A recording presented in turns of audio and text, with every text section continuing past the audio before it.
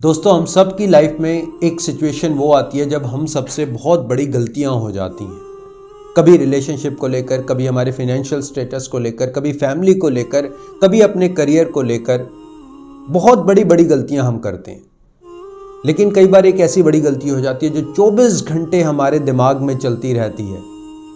24 घंटे सोते बैठते उठते खाते पीते 24 घंटे दिमाग में एक बात बैठ जाती है कि ये गलती मेरे से कैसे हो गई, ये गलती मैं कैसे कर सकता हूँ। और इसी वजह से हम पछतावा करने लगते हैं, रोने लगते हैं, गिल्ट में चले जाते हैं, स्ट्रेस में आते हैं, डिप्रेशन में आते हैं। और कारण ये है कि एक गलती, एक बात हमारे दिमाग में 24 घंटे चलती रहती है।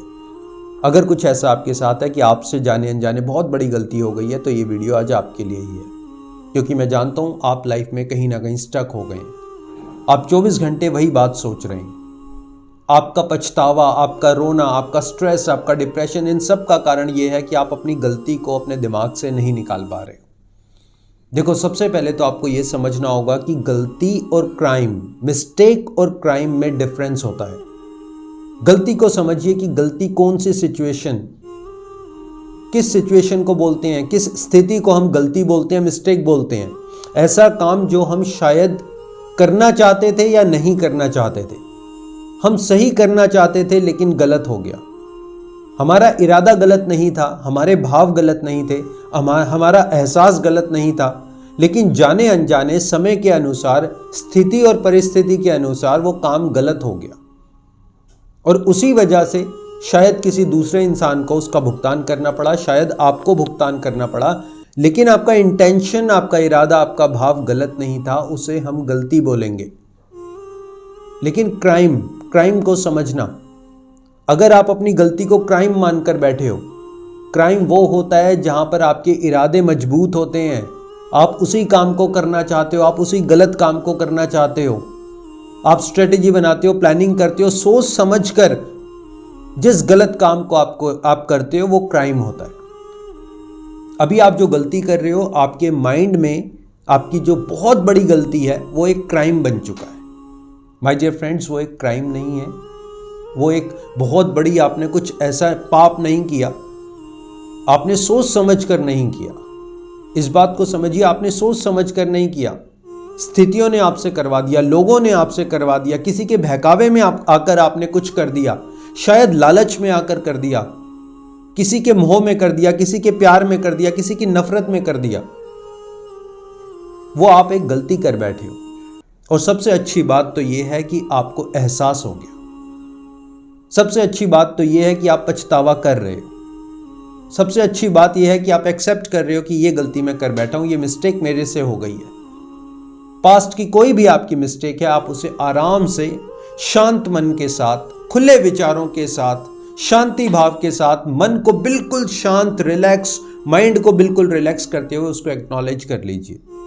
एक्सेप्ट करिए कि ये गलती मैं कर बैठा हूं। अब हो सकता है आपकी गलती की वजह से कोई और सजा काट रहा हो, कोई और उसको भुगत रहा हो सकता है आपने ऐसी गलती रिलेशनशिप में कर दी कि आपका पार्टनर उसको भुगत रहा है। अगर कुछ ऐसा आप कर बैठे हो, तो आप खुले दिल से, खुले विचारों से, अपनी ईगो को साइड करते हुए, अपने अहंकार को साइड करते हुए माफी मांग लीजिए। इंसान कभी भी छोटा नहीं होता अगर वो माफी मांग लेता है। इंसान का बड़प्पन वहीं दिखाई देता है कि जब वो माफी मांग लेता है।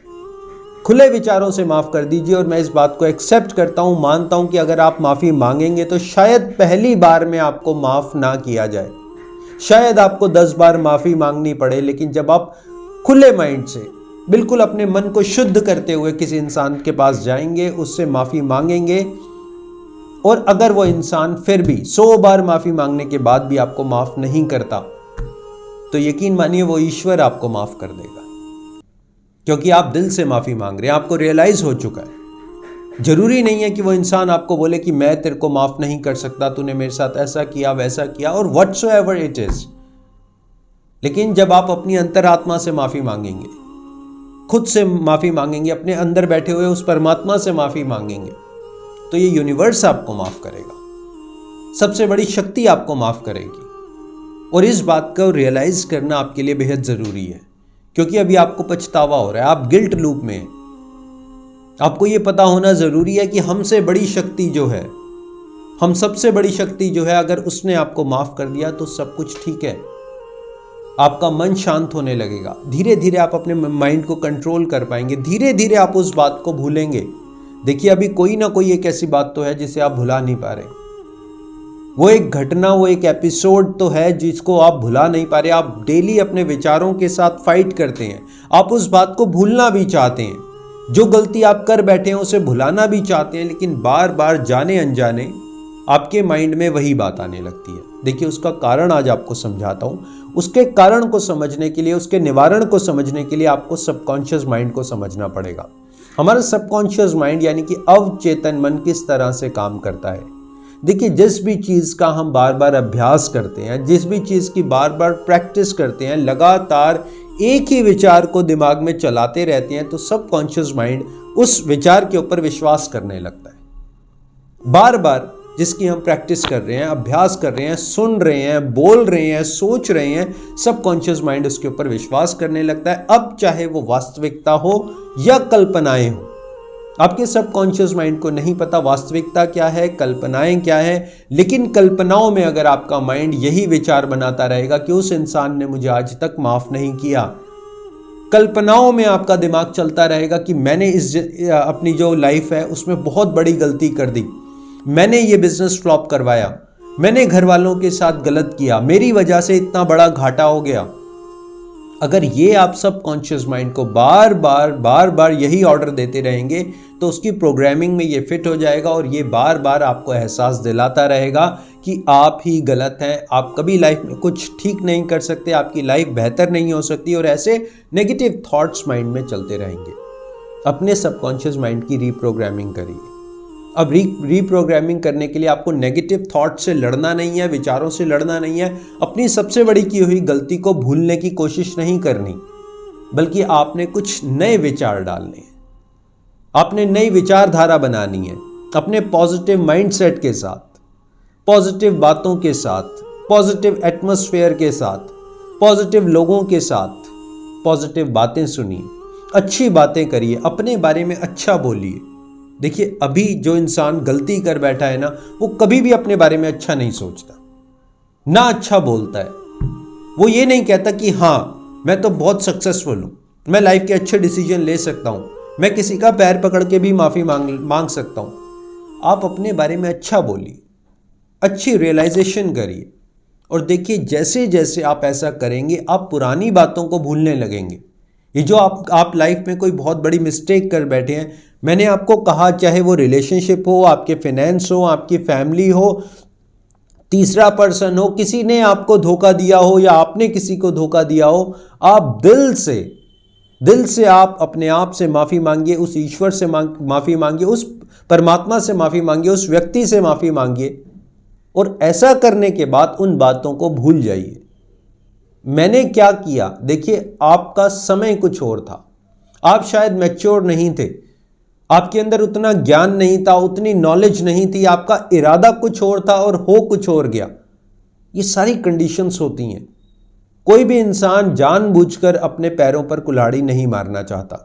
क्या आप चाहते हैं कि जानबूझकर आप गाड़ी चला रहे हैं, मान लीजिए, इस बात को समझिए, आप गाड़ी चला रहे हैं, ठीक है, अब बेशक आपका दुश्मन ही आपके साथ बैठा है, लेकिन आप जानबूझकर चलते हुए ट्रक के अंदर अपनी गाड़ी नहीं मारेंगे।